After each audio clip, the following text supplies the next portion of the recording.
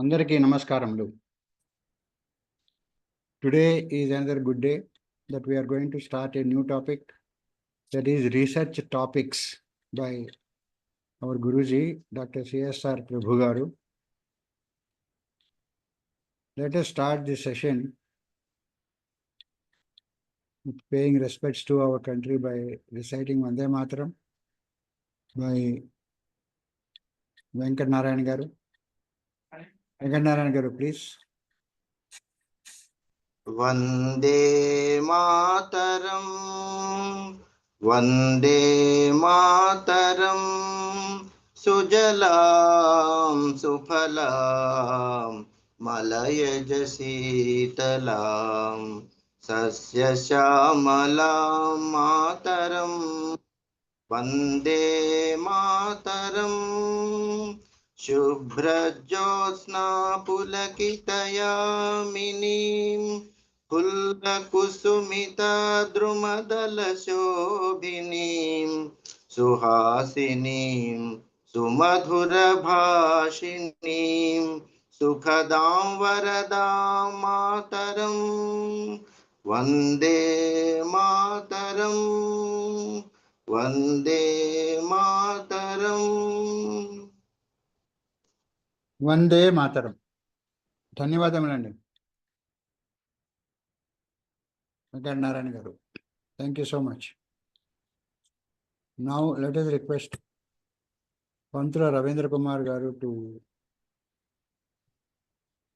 Chant prarthana please. 1 minute meditation please, followed by 3 times Omkaram.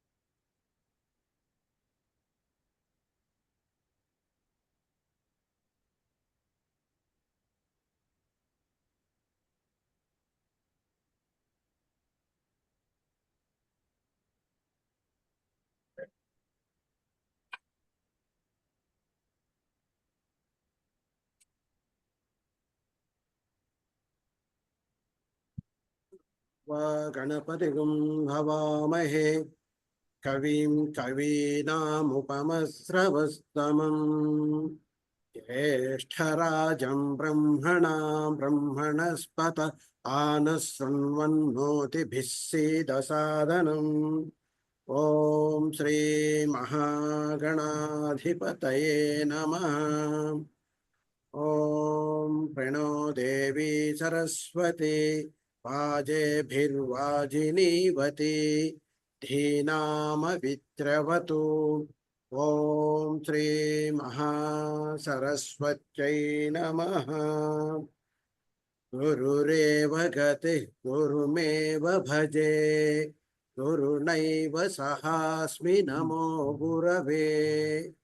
न गुरो परमं शिशुरस्मि गुरोः मतिरस्मि गुरौ मां पाहि गुरो ज्ञानानन्दमयं देवं निर्मलस्फटिकाकृतिम् आधारं सर्वविद्यानां हयग्रीवमुपास्महे श्रुतिस्मृतिपुराणानामालयं करुणालयं नमामि भगवत्पादशङ्करं लोकशङ्करम् शङ्करं शङ्कराचार्यं केशवं बादरायणं सूत्रभाष्यकृतौ वन्दे भगवन्तौ पुनः पुनः ईश्वरो गुरुरात्मेति मूर्तिभेदविभागिने व्योमवद्व्याप्तदेहाय दक्षिणामूर्तये नमः असतो मा सर्गमया तमसो मा ज्योतिर्गमया मृत्योर्मा अमृतङ्गमया ॐ शान्ति शान्ति शान्तिः मातृदेवो भव पितृदेवो भव आचार्यदेवो भव अतिथिदेवो भव ॐ सहना भवतु सहनौ भुनक्तु सह वीर्यं करवावहै तेजस्विनावधीतमस्तु मा विद्विषावहै ॐ शान्ति शान्ति शान्तिः हरिः ॐ श्री गुरुभ्यो नमः हरिः ॐ హరి ఓం శ్రీ గురుభ్యో నమః. ధన్యవాదములండి పంతులు రవీంద్ర కుమార్ గారు. Thank you so much. Now let us request our Guruji CSR Prabhu garu to start the webinar, please. Okay, friends, today we will be delving into the possible research areas and research topics. Let me be very clear that if you think this is a postgraduate course, because we had a level 1 like graduation and this is like post-graduation. So after post-graduation in any area of subjects, there will be research. Of course, we are not giving any degrees in this course. We are not a university. We are giving a certificate, and that is enough for you to start your research.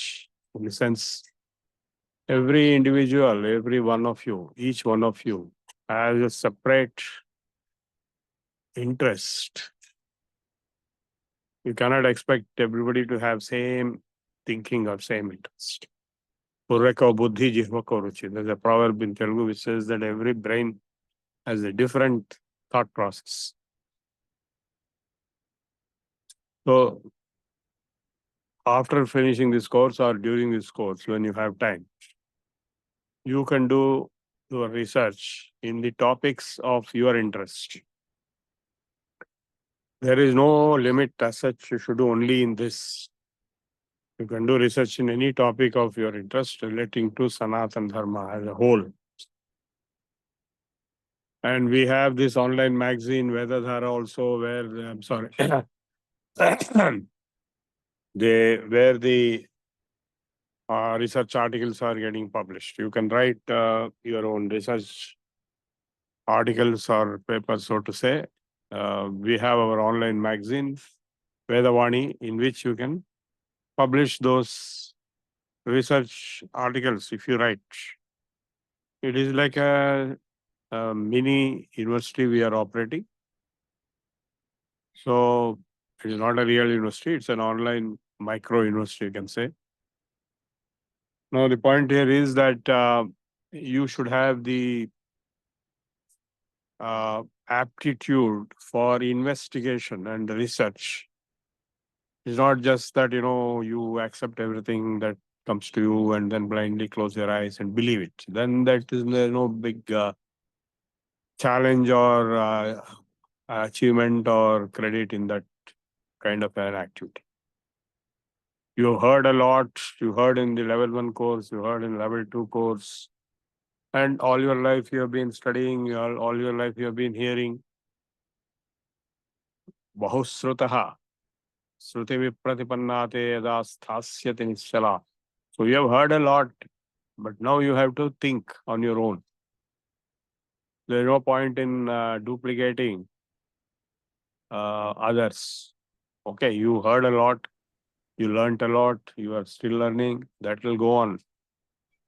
But the real purpose of learning will come only when you think on your own and do research. So research, the word research means searching is part of research. And in fact, one definition of research is to extend the boundaries of knowledge. So there is already knowledge in this world, which is there in the form of research papers, books. And if you can extend it even by 1 millimeter or even 1/10 of a millimeter, that will be a great achievement. So that is how I was director of research at KMIT for 10 years after I superannuated from NIC as the DG of NIC. Now, this subject, the Sanatana Dharma as a whole, it is a civilizational perspective. We are not talking of a narrow, limited, religious, blind belief system. We are talking of an open-ended, large perspective of the civilizational growth, civilizational evolution in different directions in the globe. There cannot be anything larger than this as platter in front of you. Yet, I will identify around 6 areas. I have already sent a message in the group. The areas in which I will be speaking today, that does not mean you cannot have any other area. You can take up any area which you like for your own research. So now the first area which I have identified and put it in the group is the Viman Shastra. That is the science and technology in Sanskrit. Well, let me put in perspective that there are 3 different tiers in which you can look at the science and technology in Sanskrit.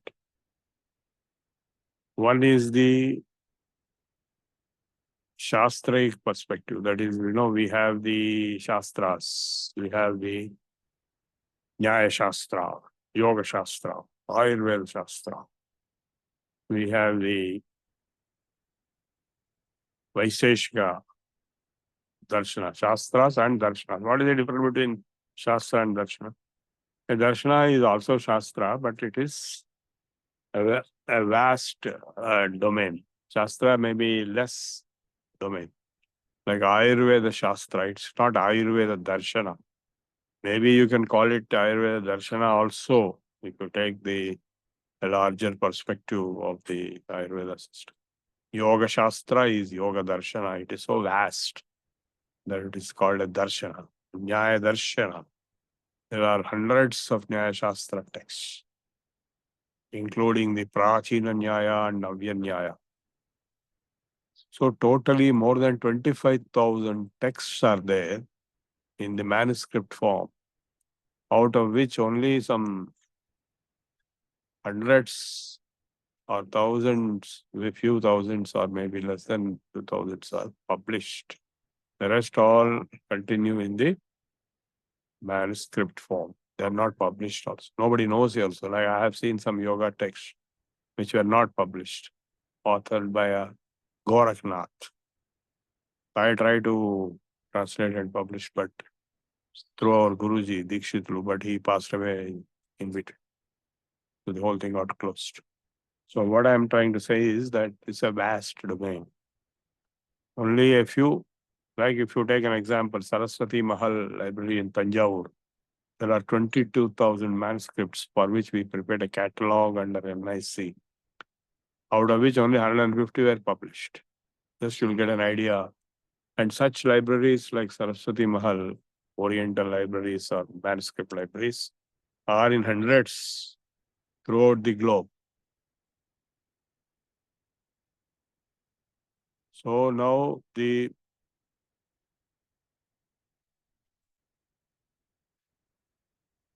vast domain of knowledge, because what you have to take note very importantly is that there was no English language. Only Sanskrit was, not just for India, but for the globe. Everybody represented knowledge in Sanskrit, Chinese, particularly, I mean, like they came to study in India. Other countries were very backward. There was nothing there, much. So around 8th, 7th century, knowledge spread from India to China through Huan Sang, Huayan, and all these people who carried 10,000 manuscripts. And the Chinese emperor appointed scholars, both Chinese and Indians, to translate into Chinese. So, in fact, there are some texts which are there only in Chinese today. Sanskrit text is lost. That is how things are. So when you want to say, do research, find out the date of Kanada's Vaisheshika Sutras. So there is only a Chinese source which says that he's 1,000 years before Buddha. Now, more than 1,000 years before Buddha. What is date of Buddha? Buddha's date is 500 BC originally. But now it is revised as 1900 BC.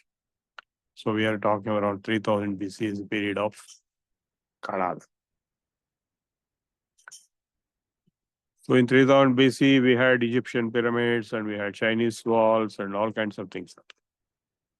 So coming back to the present topic, the science and technology, which is vast domain. It has three parts. The Shastra aspect, there is one Viman Shastra, which is talking of rocketry, aerodynamics, aeronautics, metallurgy, material science, and so many other related topics. So there are about 90 odd texts which are quoted in that so-called Viman Shastra. It is not an independent text, it is only a commentary by quoting these texts from other sources. And there are some sutras ascribed to Bharat. If you think the whole thing is a hoax, a lot of people wanted to say that it is a hoax because it is very advanced. It appears as if some professors in some IITs sat together and wrote it in Sanskrit. How is it possible? Nobody in IITs will write such things. So people thought it was a fake, but I did a lot of research and a few others also did a lot of research and reproduced a few materials and machines and techniques to show that it is not a fake.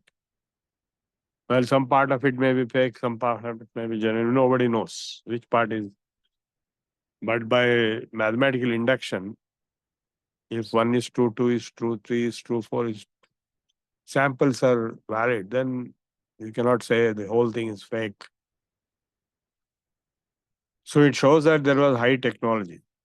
This is Shastra part. The other two domains of ancient science and technology are the archaeological domain. That is, when you dig up, you'll get some structures from which you can conclude what kind of technology was present when that structure was built. Numismatics is a related subject. Coins. You can get to know what kind of society was there at that point of time. So then finally, the third topic is the existing monuments like temples, palaces, forts. So they indicate what kind of science and technology was available for those who built those monuments, which are there in front of our eyes. Like, for example, the biggest monolithic structure, single stone structure, tallest is the Shravanabelagola in Hassan district of Karnataka, which is Gomateshwara, one single stone, the image of Gomateshwara, naked Jain Muni. So now that is on the top of a hill. Now the second in size next to it is modern. That is the Buddha statue at Hussain Sagar Lake in Tangband area in Hyderabad. So this one which was built in our lifetime, it was built in a place called Bongir, single structure, and it was brought on a crane hired from Germany at the rate of 2 crores per day.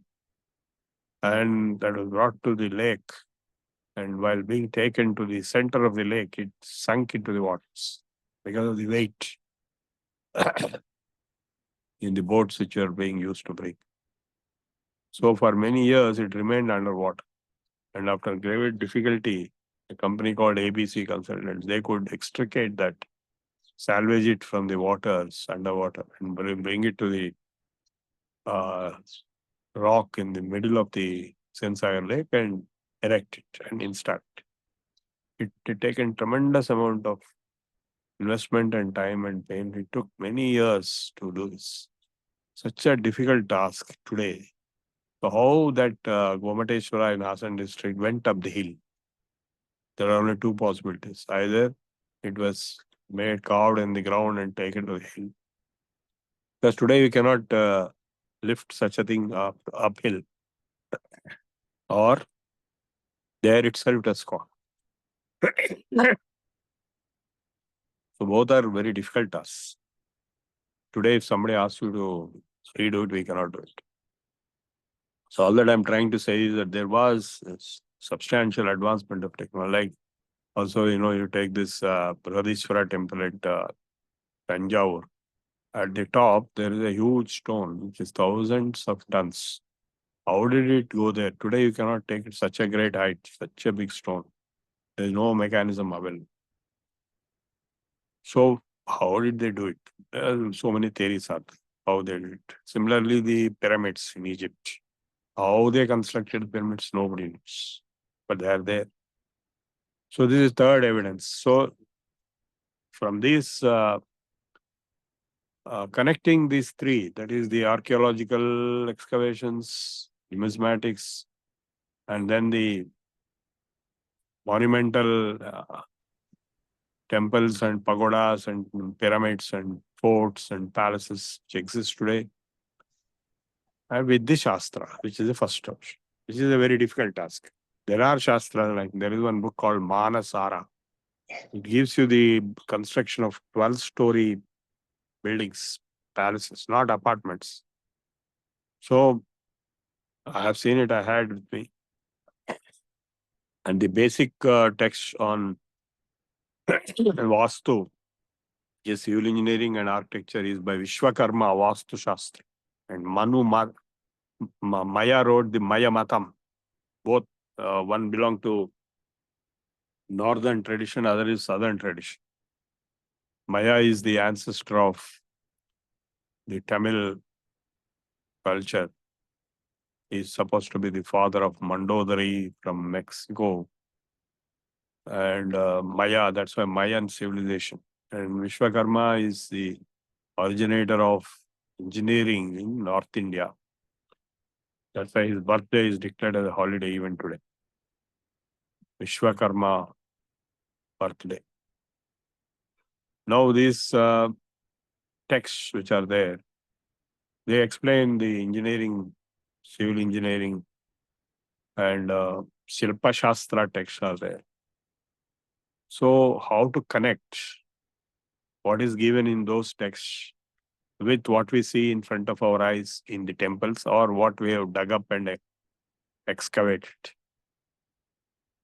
So regarding Viman Shastra, I did a experimental reproduction of some of the items there. That's why I became very famous in the Sangh Parivar. Even I met Advani also, and I met Singhal also, VHP, and I was going to meet Vajpayee also in the last term of BJP in Delhi. I gave presentations in the Vishwa Sangha Sibir. I was invited, and K.C. Sudarshan ji, who was the Sarsang Chalak, was very close to me. We moved together many times on many occasions. He spoke about me, and even in the RSS journal Panchajanya, my name was mentioned. So I was very famous at one point of time in early 90s when all this work was done. I've already shown you last time in Viman Shastra, I could reproduce a half a dozen materials, 2 copper alloys, 1 lead alloy. Yesterday I gave the lead alloy for characterization at Usman University Electronics and Communication Department for microwave absorption characterization. Because it is already characterized to be able to absorb laser. So it shows high technology in ancient Sanskrit manuscripts.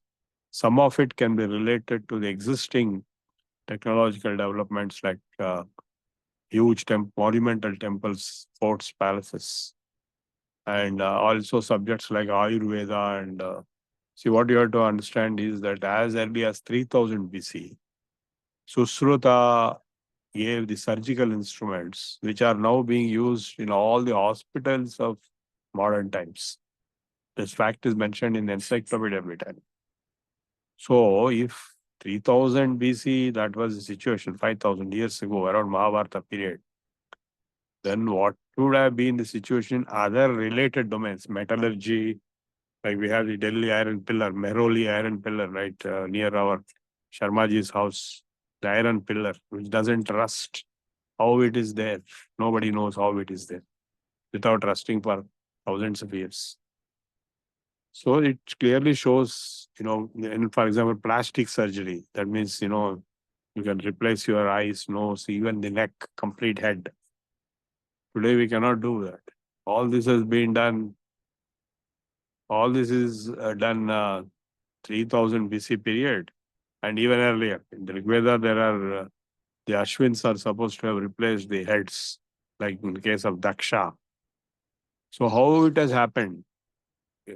Without advanced technological things. So they definitely had. And now when you talk of Rama, then we have to talk of Pushpak Vimar and we have to talk of Astras. If they are false, then the whole Ramayana is false. So they were there. Today we don't have them. In the Viman Shastra, Pushpak Viman is also mentioned as one of the Treta Yuga Vimanas. And different yugas have different Vimanas. And the Treta Yuga Vimanas were Mantrik, and the Dwapara Vimanas were Tantric, and Kali Yuga Vimanas are Kratak, that is physical only. So research, this is a research area by itself. I hope you understood. It's about high technology, advancement of technology, and Viman Shastra, and all related topics. Any area, this is just an area. You can choose a specific theme of a thread of research on. Now, second topic, which I mentioned, is the Mantra Shastra. I was trying to study this subject from one Subramanya Shastri, or he is no more. I got a basic idea after meeting him regularly and trying to learn that from him. There are hundreds of texts, major texts are well known. So this is second is connected to the first, because in the Astras, no physical mechanism was deployed. Like today, we have to deploy physical machines and instruments. Whereas in the Astras, only mantras were chanted. Nothing else. So by chanting Vayavyastra mantra, I have seen the Vayavyastra mantra, though I have not acquired the Siddhi of Vayavyastra. I am not Arjuna. Arjuna had acquired. So I just saw the mantra, it is all based on Ya. Ya is the Vayu Bija. Ya, yam, yam, like this. Roughly, it will be that mantra is there. And if you keep on chanting 1 lakh times, you will get that Siddhi. Once you get the Siddhi, you simply chant it once, there will be cyclone. That is Vayavyastra. And similarly, Agneyastra and Brahmastra. Gayatri mantra used in Brahmastra in a particular manner, and it works. For us, it doesn't work like that. We just know Gayatri mantra. So there are so many other mantras. So the mantra shastra, I'm not asking you to revive Brahmastra and Vayavastra and Agnyastra. They are all withdrawn permanently at the end of Mahabharata war. But other things, like for example, if you take Surya Namaskar, when you are doing Surya Namaskar, you can chant Surya mantra, Ram, Reem, Room, Rem, Rom, Ram, Ram, Raha, Mitra, Ravi, Surya, Bhanu, Kakapusha, Hiranyagarbha, Maricha, Aditya, Arka, Savitru, Bhaskare, Bhyo, Nama. Om Ram Reem Room Rem Rom Rom Ram Ram Raha Mitra Ravi Surya Bhanu Kagapusha Hiranyagarbha Maricha Aditya Arka Savitru Bhaskare Bhyo Nama. You chant this and do this Surya Namaskara, your body will become so fit and health will be so great.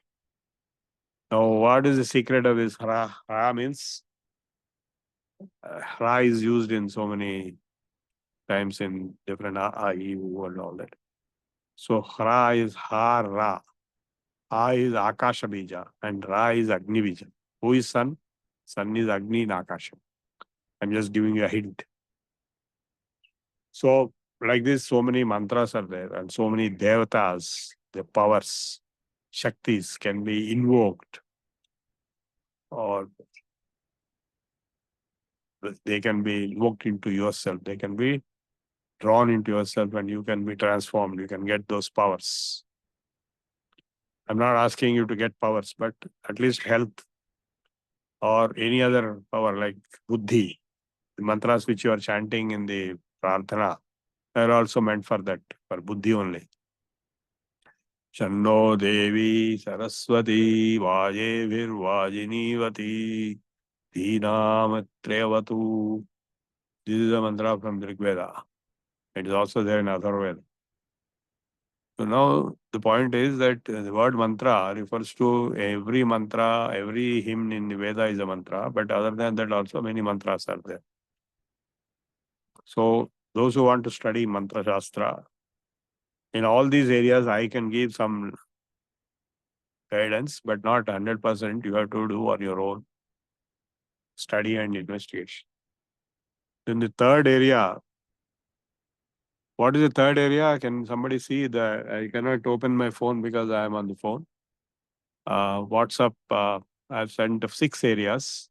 Consciousness studies must be the next one. Navyanaya. Huh? Navyanaya. Navanyaya, okay. So coming to the Nyaya Shastra, in Darshanas we have Nyaya Darshana. I have covered only the Prachina Nyaya to you. But there's a Navanyaya also.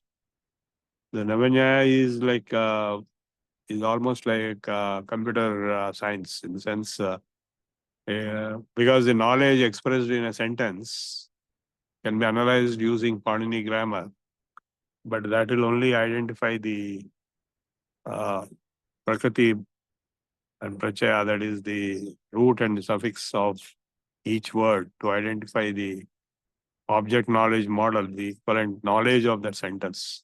But here in Navanya, what they have done is they have developed a separate language by themselves. They have developed formal constructs like avachedaka, I mean limiter, vyapti, spread, and vishayata. So all these things are deployed in that model of Navanyaya, and computer science people will find it interesting, logicians will find it interesting. So in Bengal and Bihar, Mithila, I'm starting from Gangesha Upadhyaya, famous, celebrated Gangesha, 14th, I think 16th, 14th century. So this Navanyaya came. Before that is Prachin Nyaya, starting from Gautam. Okay, what is the next topic? Consciousness. Yeah. So now consciousness means what? Self. Now the core outcome of Vedanta Darshana is the self-knowledge, Atma Jnana, which results in moksha. Who am I? All that. So that consciousness, it has 2 different dimensions, the psychological dimensions and the physical dimension. So the psychological dimension is, or neurological dimension is something to do with the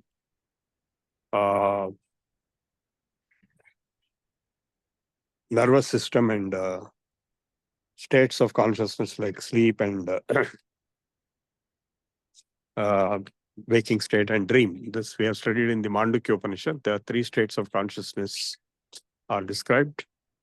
And the neurology and psychology domain of awareness, consciousness of the individual, that is one dimension of it.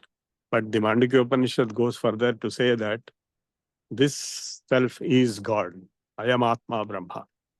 So on one side, we have the individual self, which is the consciousness domain. On the other side, we have the Brahman, that is the absolute reality, out of which the creation is created and sustained, and dissolution also happens. Yato va imani bhutani jayante yena jatani jivante asmin pravesham sadha.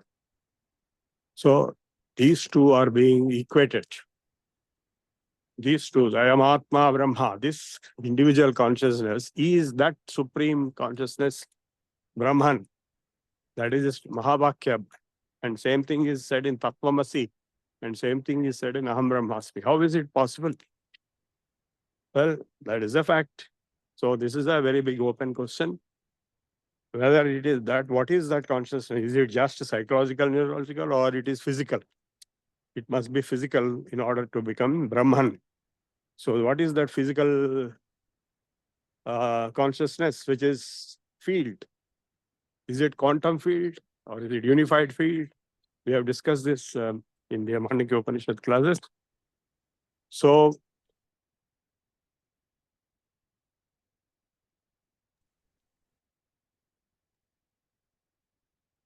you need to do research on this aspect. It's a very challenging task. And what's the next topic? Integrated framework for Veda Yeah. Puranas and science. Yeah, I have sent you a paper which I wrote on this, how there is a common framework for Veda, Puranas, and science. The 3 are 3 different domains. We live in 3 different worlds. The world of Veda, that is the Vaidikas, live in the world of Veda. Even the Arya Samajas, they don't admit Puranas. And normal Hinduism, people like us are living in the world of Puranic Hinduism, where Veda is given respect, but it is not Vedic Hinduism. That integration is missing, and science is a 3rd dimension. How do we integrate this? I wrote a paper on this. I'll just take a small break.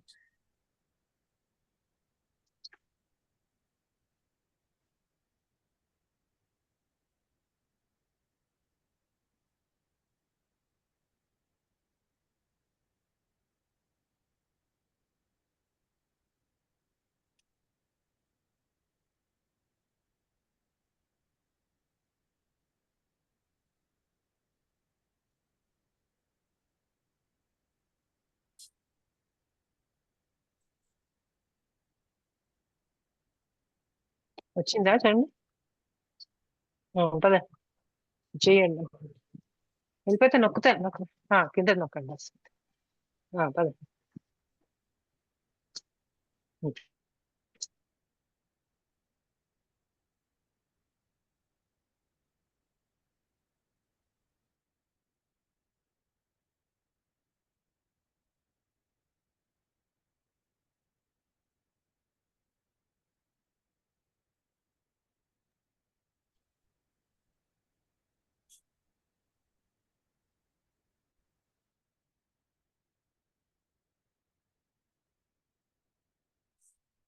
One framework for all major religions. Yeah. Dharma Yoga. Okay. So these 2 topics are connected in the sense. The first topic is the integrated framework for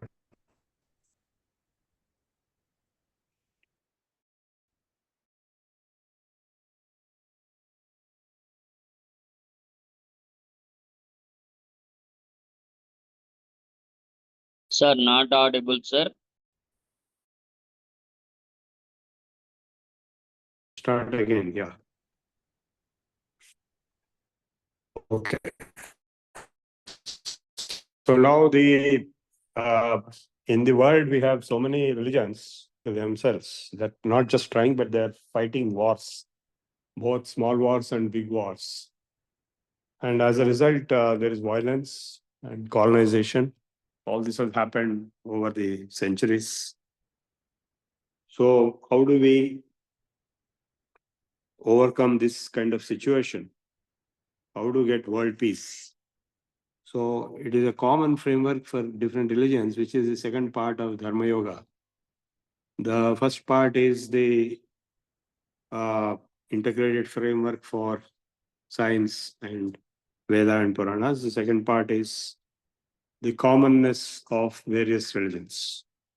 Now, as I told you, even in this meeting with Vatsabha of Sringeri Sankarmat, it was admitted officially by the chairman of the conference that as long as there is anything that is common found, to the extent the commonness is found with the Veda, the other religions, scriptures can be accepted by Sanatana Dharma, by authoritative statement of the scholars of the Sringeri Shankara. That means, suppose there are statements proclaiming Dharma, that is, you speak truth and you don't cheat and you don't steal and you don't hurt and these kind of things.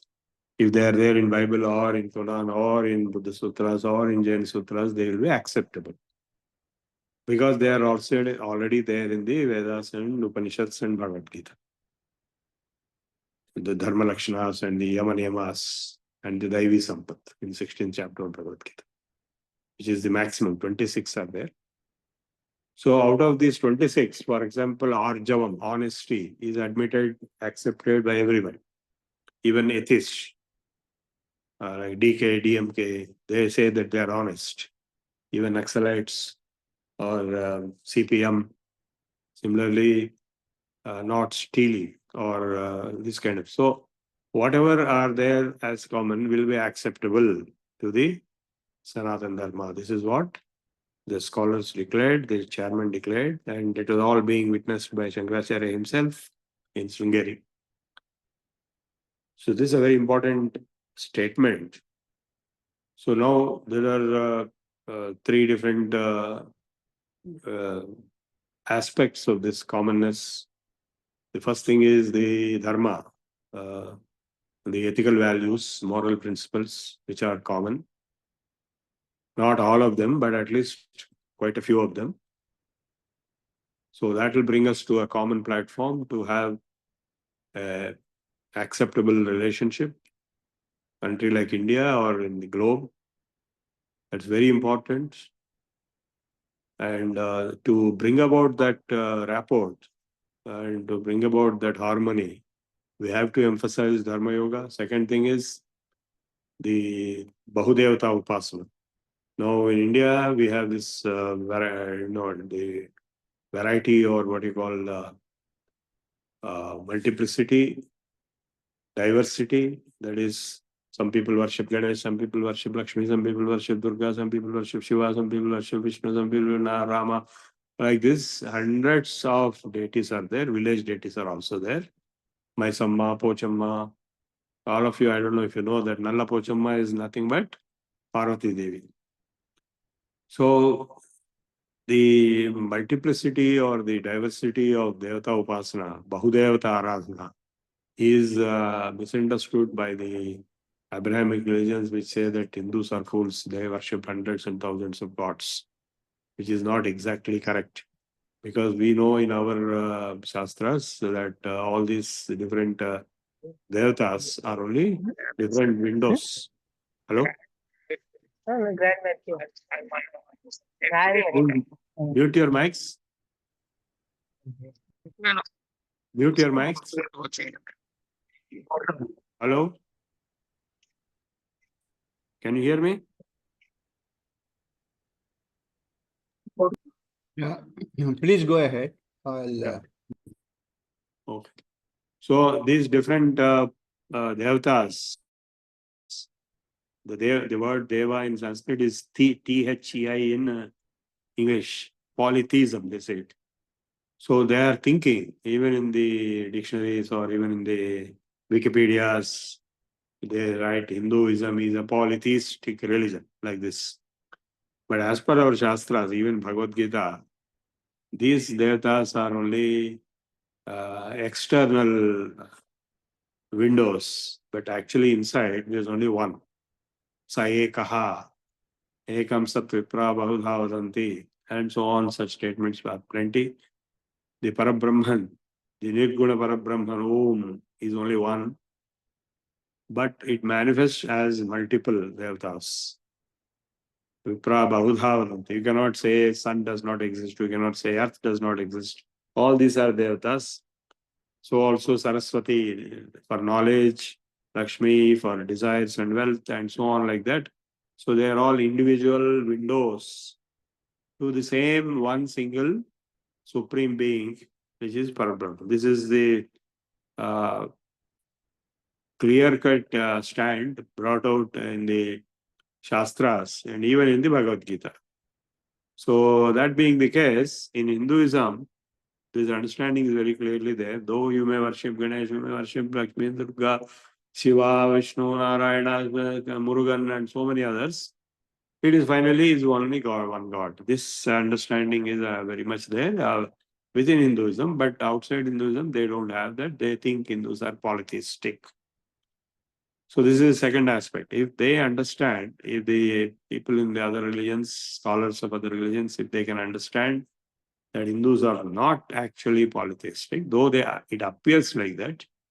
When I told this to Charles Savage of Germany, he was shocked. A lot of people don't know. I mean, almost everybody doesn't know. So this, if it is understood, the integration can be brought around a larger way. Of course, in this, the question of top-down approach and the bottom-up approach also come into picture. From the top-down approach, one single Om Parabrahman, that which manifests as different devatas or different windows, or manifests different forms of matter or different forms of energy, that is only one, that is Om Parabrahman. The X in E is equal to MC square, which becomes M and E also separately at different times, depending on the observer, relative to the observer.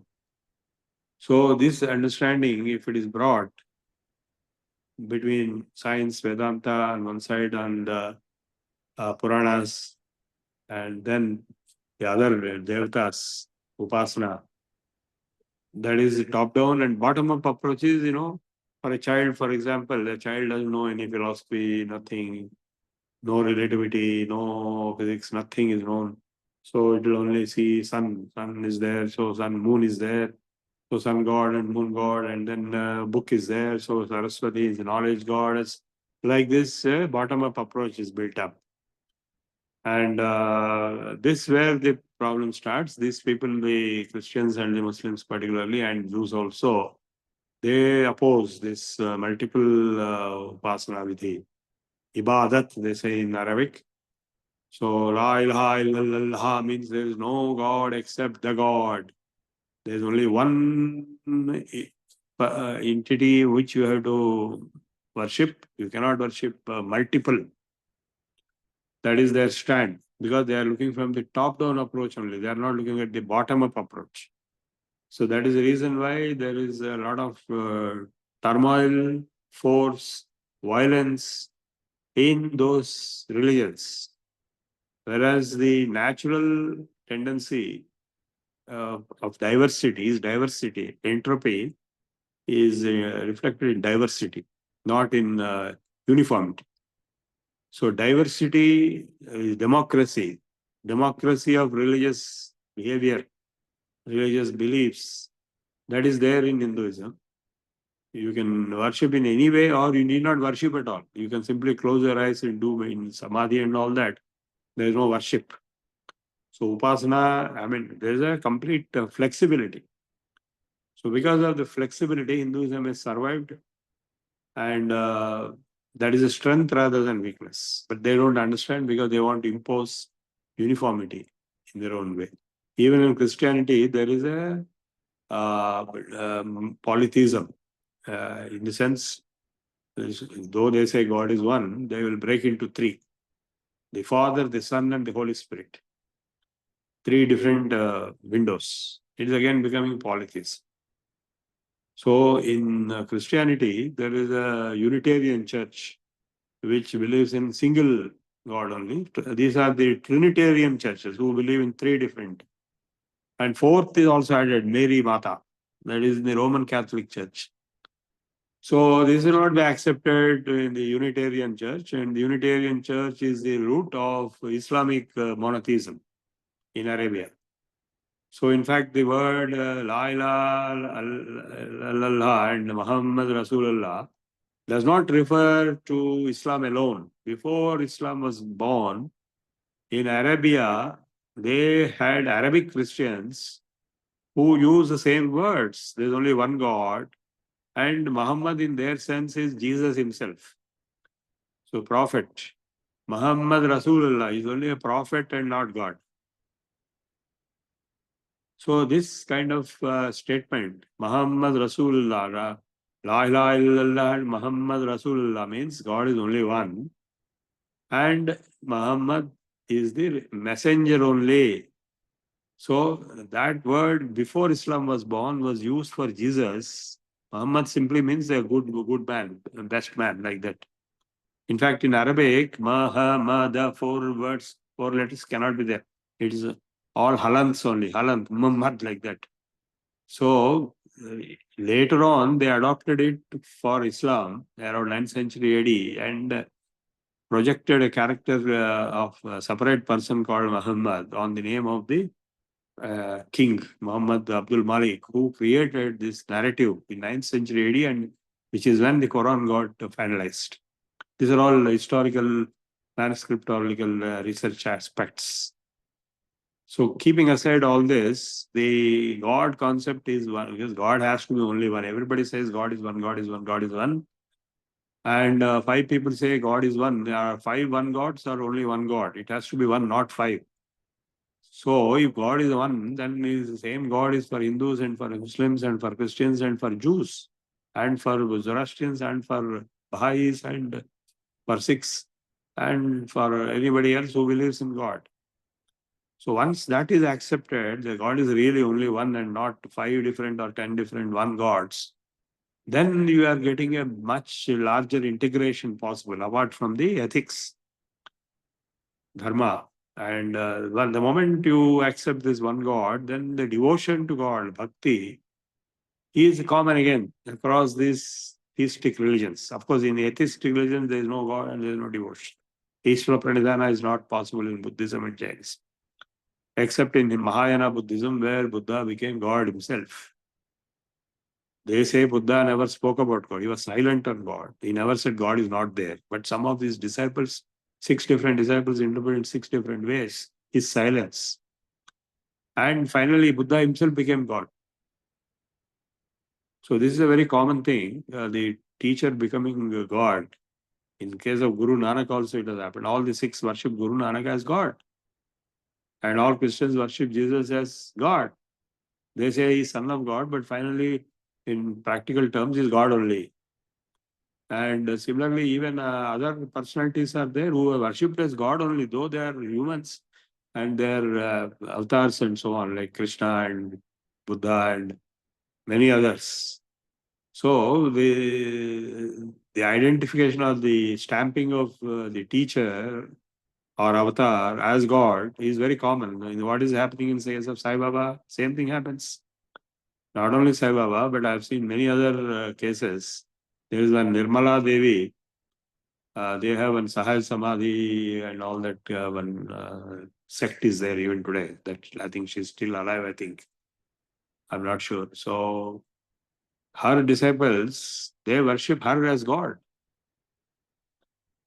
And this is a very common phenomenon. And finally, if you ask in detail their books and their Shastra, they say, no, God is different and all that. And finally, they say Ishvara, and then they'll say it is finally Brahman. So this kind of, in fact, in the case of Dakshinamurti, you have chanted one sloka just now, Ishvaro Guru Ratmeti Murti Veda Vibhagini Yomavat Vyapta Dehaya Dakshinamurti. Who is Dakshinamurti? is having three different interpretations. Ishvara himself. Ishvara means you may say Shiva. Shiva is also Ishvara, no doubt, but Ishvara is a generic concept. It need not be Shiva, it can be Vishnu also. So Ishvara as the Lord of the universe, who manages the universe, who is responsible for creation, sustenance and dissolution and management of the universe. That Ishvara and Guru, Dakshinamurti appeared as a Guru to his disciples. He gave a lecture of silence. And Atma, of course, Paramatma. So three different forms. So it is somewhat similar to what this Trinitarian people say, the Father, the Son and the Holy Spirit. So they say God is in three forms. The Father, the Son means Jesus, and the Holy Spirit means Atma. So Father means Ishvara. So like this, there are some kind of funny, strange, possible parallelisms. And even in the case of Buddha, it has happened. He is worshipped as God in Japan. I have been to Japan. But in Sri Lanka, he is not worshipped as God. He is a guru in the Hinayana Theravada. But they worship Brahma and Vishnu and others also in Sri Lanka. The symbol is Buddhist. So, wide variety of religious doctrines, ideologies do exist. And even in the other extreme, we have the Advaita and Visishtadvaita. There are differences, but there is a lot of commonality. So, what is important to note is that once we emphasize on the common ground or the common background, then the need for conversion disappears. You know, the democracy of philosophical thought, democracy of worship, democracy of religion in the globe throughout the centuries and millennia has resulted in so many religions. As Swami Vivekananda's stand is, let 1,000 religions bloom. This is a statement he made in Chicago. Because according to him, all religions are finally the same.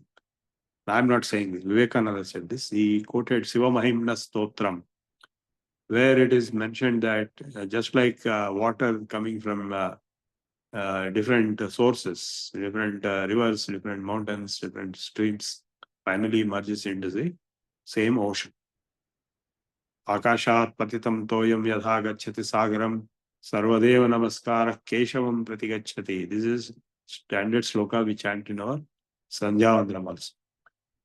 So, by taking that approach, that finally everything merges into one, Vivekananda Chicago address was the only one address by a speaker who says all religions are valid. And whereas all other speakers told all religions are not valid, only my religion is valid.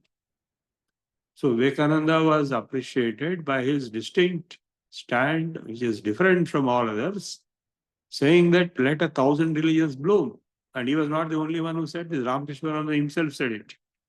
And we have Manikya Prabhu saying that. Sakala Mata Vijay Ho, his Siddhanta is Sakala Mata Siddhanta.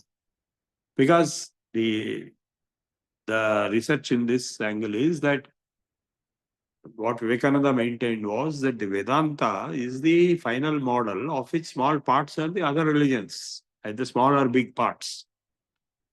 So the research is in identifying that universal dimension of the model of religion where each sub-religion, so to say, will be part of it. Like Hinduism is not a single religion. It has Vishishtadvaita, Advaita, 25 Siddhantas are there. Even Nastikas, the Lokayatas and Charvakas are accepted as Hindus. And Buddha is accepted as an avatar of Vishnu. So Buddhism is also accepted. Now coming to Jainism, Rishabhadeva, who is the originator of Jainism, is mentioned as an avatar of Vishnu in Bhagavad Purana. So now an integration has happened extensively in India. And today's Hindu culture is an integrated, democratic and multifarious Hinduism, which has finally oneness of Vedanta together in it. So this is a variety, it's a mosaic of variety which you see in India today. So, Rama, if you take Rama alone, Rama is the son of Dishwada and Ayodhya, that is one dimension, the avatar, the human avatar. He himself said, I am only a human. Atmanam Manusham Manye Dasadatmajam. He tells the Devatas, he tells Brahma, I consider myself as a human. Whereas Brahma told, you are not human, you are Vishnu. Valmiki also knew this. Ahalya told this. So, Aho Kritardhosmidam Jagan Nivasate Padagna Samlagnamayu. Aho Vichitram Tavarama Cheshchitam Manushya Bhavina Vimohitam Jagat. Ahalya says, Oh Rama, what a wonder. The whole world is thinking you are human. They are deluded, they are hypnotized. But you are the supreme being. Jarasya Varjitam Charanadi Varjitam Sampurna Anandamayo Atimayikaha Jagadam Adibhutastam Jagattam Jagadarsna Eko Vibhatiramastam Mayaya Bhavupaya. O Rama, you are only one, but you are appearing as many. You are the Parabrahman. Jagadam Adibhutastam. You are the original cause of all the universes. Jagatvam, you are the universe. Jagadad, you are the originator of the universe. Eko Vibhatiramastam Mayaya Bhavupaya. So Ahalya tells Rama. So two dimensions are there. The human dimension as avatar and the supreme Lord dimension as Vishnu, Narayana, Paramatma. Both are there. Both are acceptable. Both are. Now what the Sikhs of the Khalistan say, we accept Rama as only as the formless Onkar, Ek Onkar, not like a human being who was a king and all that. That is where they fight with Hindus. I'm just bringing to your notice the variety, mosaic of the religions in the world, and unless we bring some kind of common ground, we cannot survive. There will be continuous civil war. That's what is happening today. And the common ground does exist. What is that common ground? Dharma is the common ground. Ethics, moral values are common ground. Even for atheists, even for communists, even for DK, DMK, the moral values, ethics is common ground. Law, which becomes the core of law and order. That is what the purpose of government and the purpose of police is, to implement law. And what is law? Law, in the Old Testament for the Jews is the law of Moses. They ran their country with that law, the Jews. And then by the time Jesus' New Testament comes, Jesus gives the law. And then he says, I have not come to destroy the law, but I came to uphold the law. Because he himself was a Jew, according to, of course, if he existed. So law finally is the basis, and which is dharma, and which is originating from the Shastra, and that has to be there. And yoga, which is the concentration meditation apart from health and apart from devotion, bhakti yoga. Of course, there is no jnana yoga, there is no moksha, there is no Vedanta in other religions. Only in India we have this. And finally leading to jnana. And that jnana is either Advaitic as universal, or Dvaitic or Visishtadvaitic, but they're all connected in one way or the other. In fact, all the three or other perspectives are different perspectives of the same reality. If you look at from the God's perspective, only Advaita, only one is there, and that is God. Purusha eva idagam sarvam, sarvam khalvidam brahma. But when you look at from the Jiva's perspective, then there is duality.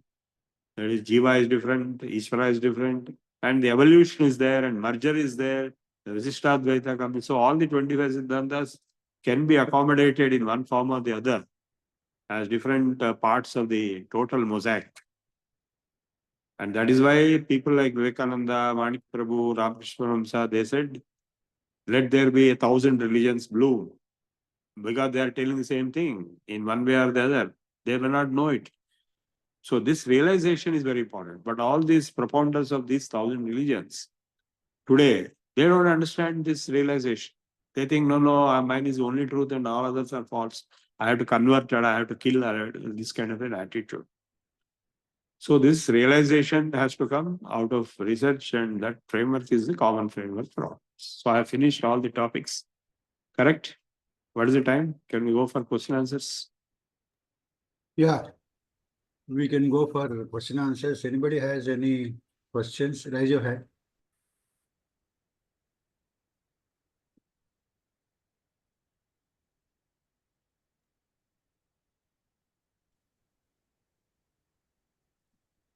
Okay okay Pantulu garu. Gurubhyo Namaha, Guru Garu. Hmm. This is mantras, mantra shastra, Hmm. and its effect on society. Hmm. This I would like to work on it, sir. Definitely. Yeah. Go ahead. All the best. I'll provide you guidance as and when you want, whatever questions you have asked me. But you have to do your own research. Sure, sir, definitely, sir. Very good. Next. Thank you, sir. I think these are not questions. In fact, I am asking you a question and Yes, you sir. are going to give answer. So each person, I am asking you each person, what is your research topic? So you give the answer like Ravindra has given just now. Okay? Others, each one of you, you give your answer. What is your research topic? महोदय नमस्कारः Hmm. ఎవరు kundalini तन्त्रशास्त्रम् is different from मन्त्रशास्त्रं महोदय. No, they are same. Tantra, mantra are related. They are same. But yoga is different. Both are. Kundalini is there in yoga also, in Tantra also. And Tantra Shastra is same as Mantra Shastra. And Agam Shastra is also related. Mantra Shastra, Tantra Shastra, and Agam Shastra are related to each other, connected to each other. One more question महोदय. In this Mayamatam Vastu Shastra, they don't use this steel or cement or anything for constructions. And I learned that they use Ashtadhatu in making this construction. Is it correct, Mahodaya? They use what? Ashtadhatus. Yes, that's true. చిన్న idea అయ్యో అది phone చేసింది రాత్రి. Hello, mute your mic. Yeah. Yeah. So what is your topic? What is your topic? What are the dhatus that are used for construction, like Brihadiswara temple and Virupaksha temple in Hampi, like that? Stone. Mahodaya? No, most of them are rock structures, stone structures. And some of them are also wood structures. Some temples are wood in Kerala and all that. And so they didn't have cement. Cement equivalent was there. That is Gachi Bauli means that only. Gachi Bauli is the place where Gachu was being made. Reti Bauli is the place where the sand was being obtained. So now Gachi Bauli is a totally different world. And so it was used and they had their own technology and it is very strong. The Golconda and all this, they are very strong. In fact, the Golconda, the walls, they are all, there is no cement, there is no gach also. Only stone after stone has piled up. Huge stones. Did you notice that? One stone over the other. No cement, nothing. They remain like that for hundreds of years, thousands. In Sangareddy, Maheshwara Sarma Siddhanti is constructing a Uma Maheshwara temple, Mahodaya. I went there for this Shankustapana. Of course, construction is taking place for the last 10 years. There I have seen one mission. He is mixing this Kunkudukaya, some Tene and all those things to make a mixture and pasting between two granite stones. And he says it is cementless, concreteless, and steelless. And it will stand for some thousands of years and withstand even earthquakes.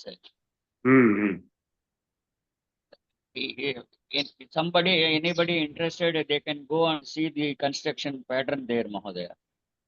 First, Where is this Sangareddy, Mahodaya. Sangareddy to Andol Road, Asalwadi. He is running an organization called Jyotirvastu Vidyapitha. What is the status of the construction? Now it has reached up to I think it has reached up to this lintels and above that, Mahodaya. That first it is Kurmam and on that elephants and on that snakes And on that, just like in Nepal, Panchamukha, Uma Maheshwara Swarma, and on the top it will be a Meru. And for every point, there will be the concerned deity statue will be installed. And there is one Nandi being carved near Kotappa Konda, about 36 feet length and 18 feet height, and the entire single monolithic bull will be brought to Hyderabad by a crane. And I was told that it is being carved Wonderful. near Kotappa Konda. Wonderful one. I would like to see this place. In fact, from Sangareddy, if you go further towards Jahirabad, so after Jahirabad, we have this Manikya Prabhu Samadhi. I keep going there. Umnabad. But Umnabad. Umnabad, yes. Yeah, my name is Manikya Prabhu only. Prabhu name is coming from Manikya Prabhu. So Yes, go to yes. Sangareddy, you can go there also. I would love to see that. You can make a plan. Make a plan. Yeah. Okay, next. Yes, ma'am. I'm Rameshwara. Sir, good morning, Yeah. sir. I am Srinivas, sir. Just I would like to do on Mantra Shastra regarding the recitation of different mantras of Namakam and all those things, and the healing of the serious diseases like cancer, etc. It is already there. And Sri Siddheswarananda Bharati Swami of Kuttalam Pitadipati has advocated so many mantras for reducing the health issues also. So in that way, I would like to do some research on that, sir. I need your blessings and guidance also. Yeah, sure. Sure. All the best. Okay, next. Namaskaram, sir. Govindaraj garu. Good morning, Guruji. There are two areas of interest. One I picked up from your first level 1 discourse, which is the Agnihotra and the effects on the surroundings. I started a little bit, but not been continuous and regular about it. That is one area I want to build my own understanding and document the effects. Second is second is Indian knowledge system, but in a slightly different way. I've been working with my professor at IIM Ahmedabad. His name is Professor Anil Gupta. He's actually trying to yeah. So in fact, I went to Ahmedabad and met him. The idea is to document the knowledge systems that exist in households. It's about remedies or some of the folklore, some of the stories that exist. How do you document them across all religions? Because that is another, like you said, a common foundational ground across all religions. What has been historically transferred from our grandparents and so on many aspects. It could be remedies, it could be stories, etc. So there is a documentation that he's starting to create, and I'm planning to work with him. So slightly different, but I mean, I would call it knowledge systems of a different. Yeah, definitely, nature. definitely. Yeah. I had been there. I Okay. was invited to IIM Ahmedabad as one of the 100 inventors of India. So, Oh, wonderful, sir. Yeah. Inventors of India workshop was there, and Anil Gupta was the main coordinator. And 100 inventors came, and I was the inventor from the ancient knowledge point of view. Okay. So others were modern inventors, and he was looking at the grassroots level inventions at that time. Yeah. So he still runs it called grassroots innovation. Yeah, that's the cause I want to associate with.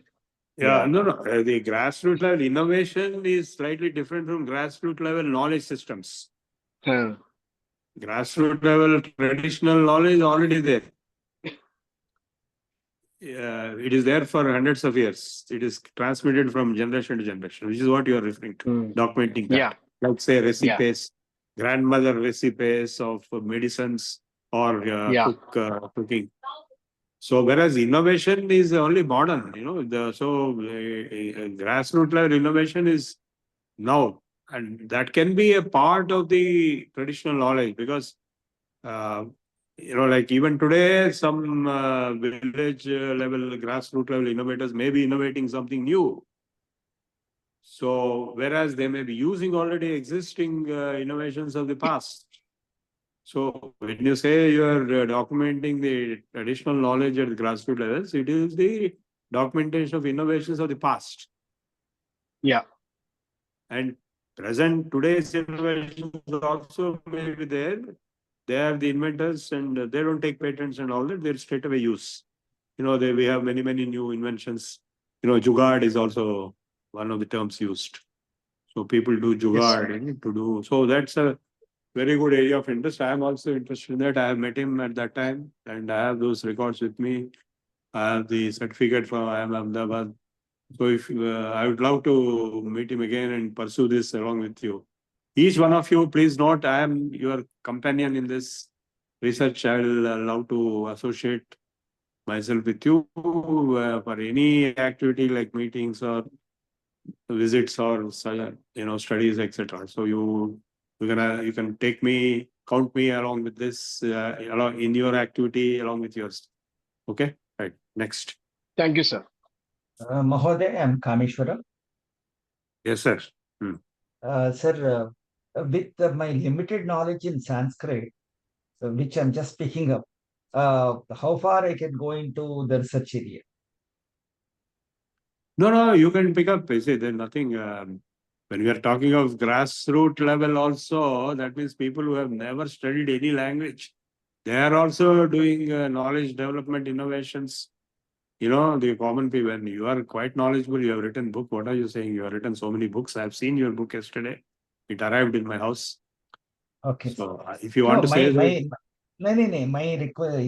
my clarification is most of the areas of Sanatana Dharma are the original data or the primary data would be in Sanskritized scripts only. And when we are attempting to do a little more study in those areas with limited knowledge in Sanskrit, will it not create difficulty? That's no difficulty. Oh, right. Because Then, sir, translation. second Many question books. is No. The answer is many books have translations. okay. And even if translations are not there, the traditional knowledge and environmental knowledge and discussions can be adequate. That way, nobody can say that he's perfect in Sanskrit. You understand what I'm saying? Right. So those who are teaching you Sanskrit also, their knowledge is very limited. Let me tell you this. So when I think my own knowledge, when I met this pundits of that Sringeri conference, the notification you only sent me, right? So when I went and saw and heard them, then I realized that I don't know anything. So when I met Kapil Kapoor in Delhi for half a day, then I realized I don't know anything. I told him I don't know anything. Then he asked me, "Are you sure you don't know anything?" So this is a continuous process. Learning is a lifelong process. So everybody knows something and doesn't know something else. And when I met these people and when I heard them, then I realized I don't know anything. They also, when they heard me, they may not have felt that they don't know anything. It depends on the subject. Okay. So you continuously learn.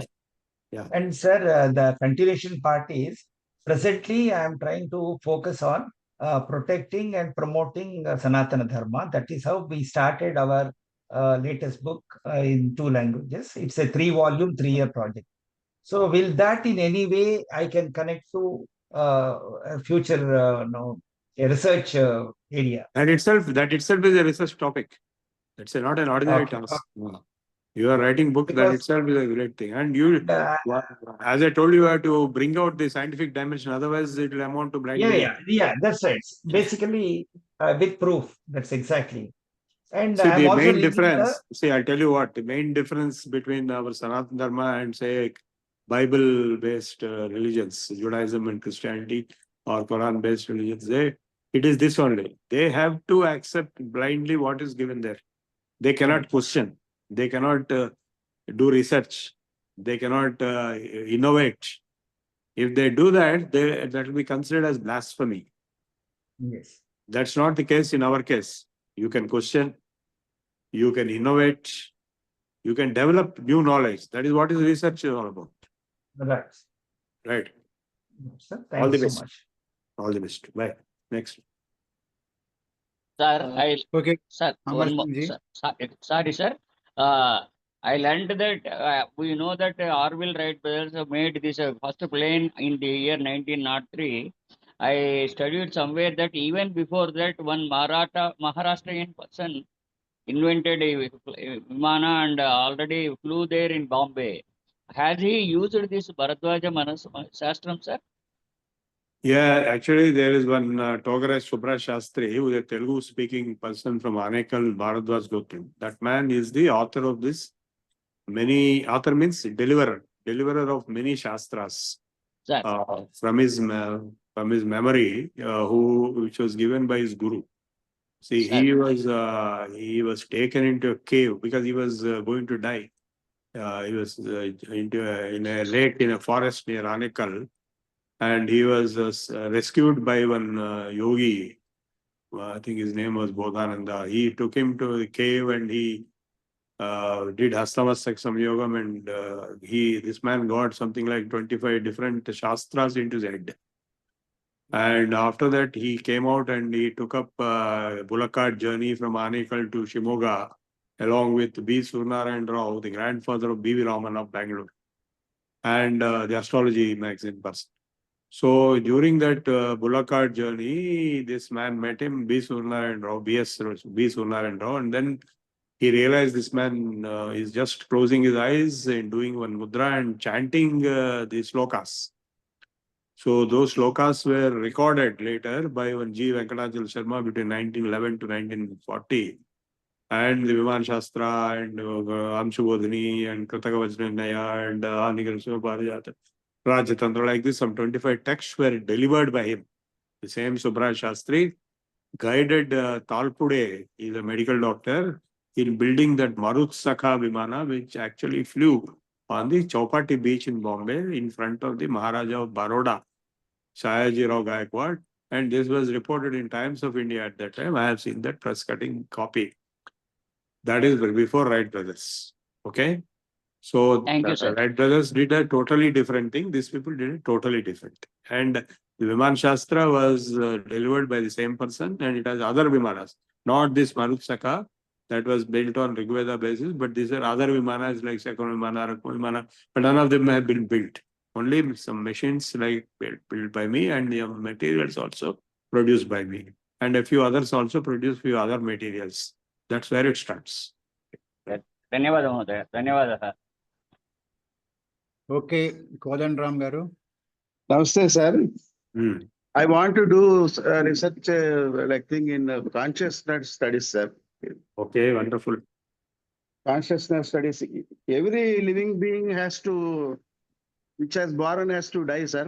So great gurus have brought the thought of Atma being not dying. So just Atma is the knowledge and consciousness. So I want to do something on the, of course, a lot of, I mean, gurus have thrown light on that, but in my own way, just I want to try in that, sir. Sure. All the best. I'm with you on that. Okay. Bye. Thank you, sir. Okay, others also decide your topic and then please intimate Guruji. You can directly contact him for further guidance. With your permission, we will go for Prarthana. Okay. Pantul Garu, please chant Prarthana. Gurubhyo Namaha. Swasti prajabhyah paripalayantam न्यायेन मार्गेण महिषाः गोब्राह्मणेभ्यः शुभमस्तु नित्यं लोकाः समस्ताः सुखिनो भवन्तु काले वर्षतु पर्जन्यः पृथिवी सस्यशालिनी देशोऽयं क्षोभरहितो ब्राह्मणाः सन्तु निर्भयाः अपुत्रा पुत्रिणः सन्तु पौत्रिणः अधनाः सधनाः सन्तु जीवन्तु शरदां शतम् सत्यं वद धर्मं चर स्वाध्यायान् मा प्रमदः सर्वे भवन्तु सुखिनः सर्वे सन्तु निरामयाः सर्वे भद्राणि पश्यन्तु मा कश्चित् दुःखभाग् भवेत् Om Shanti Shanti Shanti. Om Purnamadah Purnamidah Purnat Purnamudachyate Purnasya Purnamadaya Purnamevavasishyate. Om Shanti Shanti Shanti.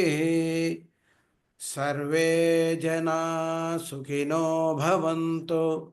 Harihi Om. Shri Gurubhyo Namaha. Harihi Om. Swasti. Shri Gurubhyo Namaha. Let's go for Janaganamana. Venkatnarayan garu. Jana Gana Mana अधिनायक जय हे भारत भाग्य विधाता पंजाब सिंधु गुजरात मराठा द्राविड उत्कल वंगा विंध्य हिमाचल यमुना गंगा उच्चल जलधि तरंगा तव शुभ नामे जागे तव शुभ आशीष मांगे गाहे तव जय गाथा जनगण मंगलदायक जय हे भारत भाग्य विधाता जय हे जय हे जय हे जय जय जय जय हे जय हिंद Jai Hind. ధన్యవాదములండి వెంకటనారాయణ గారు. Thank you. Now there is one question in the chat box. If Prabhu garu is there, we will ask. Yes. Yeah. What is the role of Guru and books? Self-exploration and natural acceptance in spiritual path. Yeah, very good question. It's a combination effect. It is what is called a syncretic effect. All these factors play a very important role.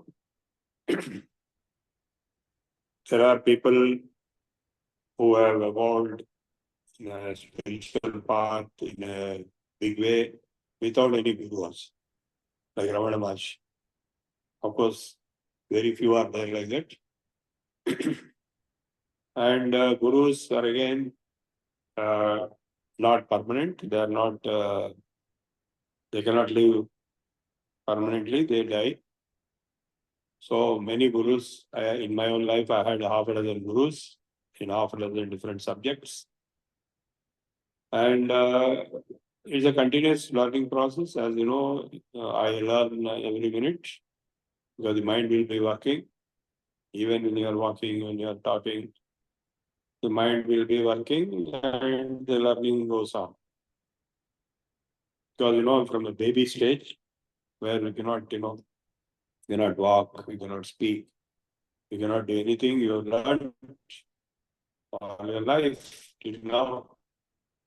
And you are going to learn again until, as Ramakrishna says, I learn as long as I live. And we don't know, possibly this knowledge will be carried to the next life. So that's what, some children, they are prodigies. Very early in life, they are able to do impossible things. That must be the effect of the past lives. So now, as Sri Aurobindo also put it, the Guru and your own sadhana